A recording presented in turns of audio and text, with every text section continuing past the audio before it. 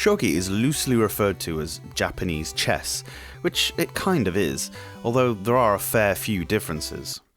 Some of the pieces are the same, there are pawns and knights, but some are different. The concept is the same, you have to capture the other side's king in a checkmate. And it's considered just as serious a game as the one we know as chess, with tradition and legacy hundreds of years old. Instead of pieces that roughly look like people, or horses, castle towers, or whatever, in Shogi it's traditional to have two-sided pentagons pointing in the direction of movement that have a kanji inscription of the real character name.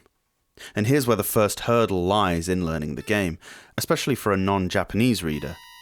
If a player manages to get a piece to the opposite side of the board, you can promote it.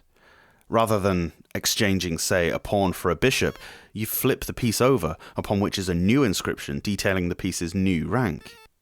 This opens up new movement patterns specific to each new promoted piece, offering another level of strategy.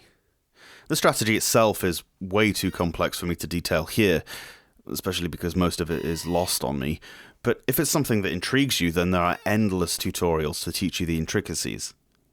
Shogi on Game Boy probably isn't that, but once you know the rules, it serves as good as anything to play the game. You can play a 1 or 2 player game, or there are also 60 unique puzzles whereby you join a game mid-session in varying degrees of jeopardy and need to figure out how to beat the AI. A pretty neat touch that elongates the appeal for more experienced players.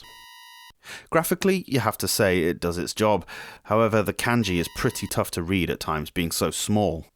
If you wanted the whole game on screen at the same time, there's not a lot of wiggle room with a 9x9 board. The pieces don't have that beveled point to show which side they're on, which only adds to the difficulty. The sound effects are pretty rough, except some very early voice synthesis.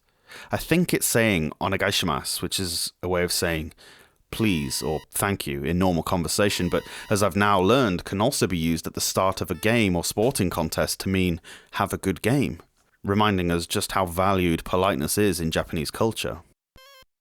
Similar to Pachinko, this is the first of at least 7 different Game Boy games dedicated to Shogi, and I imagine I won't be reviewing them all. I'd love to play this game in real life against someone who could explain it to me as we go along. A versus CPU experience doesn't help much.